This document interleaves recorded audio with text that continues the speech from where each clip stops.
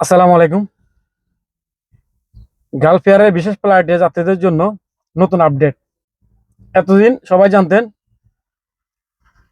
Manama golden টিউলিপি থেকে সৌদির উদ্দেশ্যে বাস ছেড়ে যায়।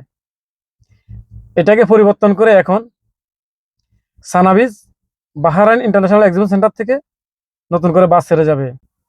এখন আর আপনাদের মানামা গোল্ডেন টিউলিপির সামনে আসার দরকার নাই। আপনারা ডাইরেক্ট সানাবিজ বাহরাইন ইন্টারন্যাশনাল এক্সিবিশন সেন্টারে চলে যাবেন। ওইখান থেকে সৌদির উদ্দেশ্যে বাস রওনা দিবে। আগামী 3 তারিখে যারা বিশেষ ফ্লাইটে দেশে যাবেন তারা অবশ্যই আগামী 2 তারিখ সানাবিজ বাহরাইন ইন্টারন্যাশনাল এক্সিবিশন সেন্টারের সামনে উপস্থিত থাকবেন। ওইখান থেকে 2 এপ্রিল রাত 11টা 15 মিনিটে সৌদির উদ্দেশ্যে গালফ এয়ারের সকল বাস ছেড়ে যাবে।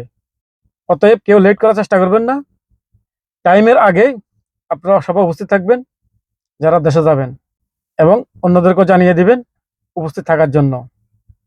ভুল ক্রমে যদি মিস হয় অথবা অনেকে টিউলিপির সামনে চলে যান, তাহলে আপনাদের এই ভুলের কারণে অনেক ক্ষতি হয়ে যাবে।